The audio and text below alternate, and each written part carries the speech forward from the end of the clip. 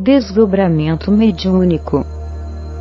O capítulo Desdobramento em Serviço esclarece essa singular mediunidade, realmente pouco comum entre nós. As ocorrências relacionadas com o desprendimento do espírito do médium Castro, a começar no recinto dos trabalhos e terminando em esfera espiritual de reajuste, onde Oliveira, recém-desencarnado, refazia as próprias forças, favorecem a compreensão, inclusive de criaturas pouco afeitas a raciocínios mais profundos, desse maravilhoso fenômeno. Ainda existe, mesmo em círculos espiritistas, quem faça uma certa confusão entre médium de transporte e médium de desdobramento. Vez por outra, ouve-se a informação: fulano é médium de transporte.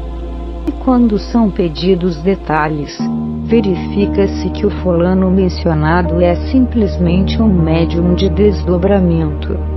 Médium de transporte é o de efeitos físicos e que serve de instrumento para que os espíritos transportem objetos, flores, joias, etc., do exterior para o interior e vice-versa.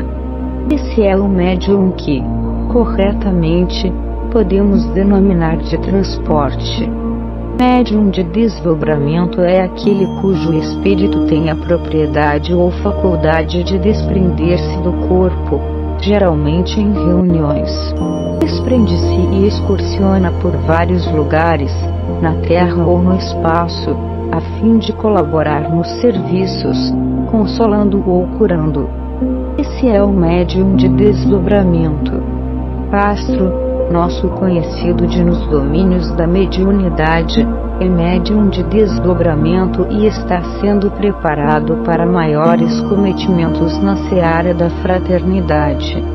Dispensamos-nos de comentários mais amplos, porque essa exigência, mais técnica que moral, já foi atendida com o diagrama organizado para o estudo dessa faculdade e já incorporado a este livro, no presente capítulo. Condições, de ordem moral especialmente, das quais não pode um médium de desdobramento prescindir, se deseja aprimorar a sua faculdade e aumentar os seus recursos, como sejam: a. Vida pura. B. Aspirações elevadas. C. Potência mental. D. Cultivo da prece.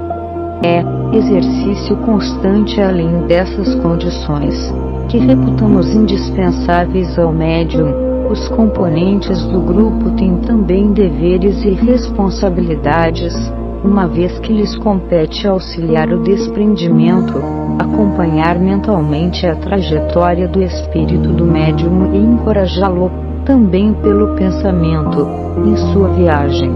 Assim sendo, lembramos que 3 fatores essenciais são requisitados dos encarnados, nos serviços de desdobramento, a saber: a. Auxílio, através da prece. B. Concentração. C. Exortação. A exortação, como não podia deixar de ser, é a tarefa do dirigente encarnado dos trabalhos, isto no plano físico. Há médiuns de desdobramento que recordam as ocorrências da excursão, enquanto outros, embora façam um relato durante o desdobramento, voltam ao corpo como se tivessem saído de prolongado sono. Sutilezas do mediunismo. Alguns necessitam de auxílio magnético dos encarnados para conseguirem o desdobramento, enquanto outros se desprendem facilmente, com a maior espontaneidade. A nosso ver, nos trabalhos do espiritismo cristão, onde toda atividade deve caracterizar-se pela espontaneidade, no espiritismo cristão, onde se enxugam lágrimas e se abraçam almas revoltadas, é mais aconselhável aproveitar-se a cooperação daqueles que se desdobram com naturalidade, apenas com o concurso magnético dos protetores espirituais.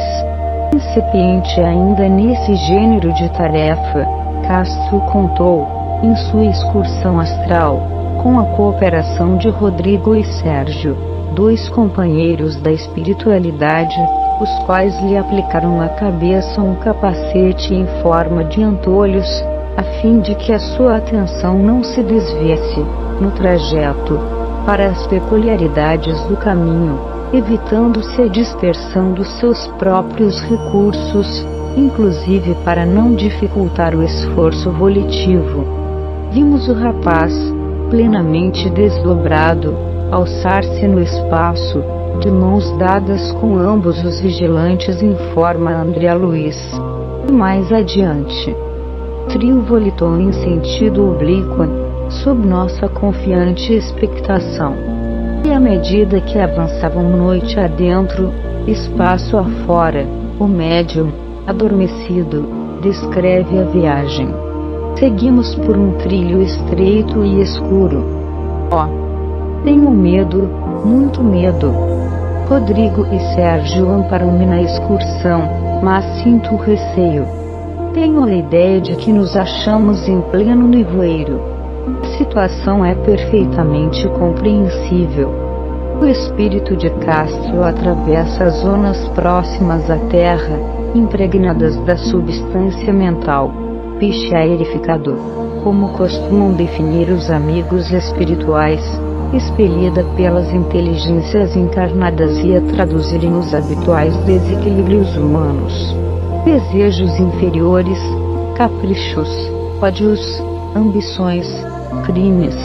Raul Silva, o dirigente dos trabalhos, vigilante, elevou o padrão vibratório do conjunto, numa prece fervorosa em que rogava do alto forças multiplicadas para o irmão em serviço. A oração do grupo informou-los, acompanhando-o na excursão e transmitida a ele, de imediato constitui-lhe abençoado tônico espiritual. Sim, meus amigos, prossegue a Castro, qual se o corpo físico lhe fosse um aparelho radiofônico para comunicações à distância, a prece de vocês atua sobre mim como se fosse um chuveiro de luz. Agradeço-lhes o benefício. Estou reconfortado. Avançarei. E assim, estimulado pela prece de Raul Silva, pela concentração dos encarnados e pelo concurso de Rodrigo e Sérgio, chega Castro ao ponto terminal da excursão, onde se entrega às alegrias do reencontro com Oliveira, dedicado companheiro do núcleo mediúnico, recentemente desencarnado. Essa visita possibilita-nos a observação de interessante fenômeno. Oliveira transmite ao grupo, por intermédio de Castro, uma mensagem de reconhecimento e júbilo. Meus amigos, que o Senhor lhes pague. Estou bem, etc, etc. Castro, espírito, recebe e retransmite ao próprio corpo as palavras do amigo desencarnado. Elas ressoam, efetivamente, junto aos companheiros encarnados. Meus amigos, que o Senhor lhes pague. Estou bem, etc, etc. Esse fato leva-nos a recordar oportunas conclusões doutrinárias, no tocante ao mecanismo de certas comunicações de entidades superiores.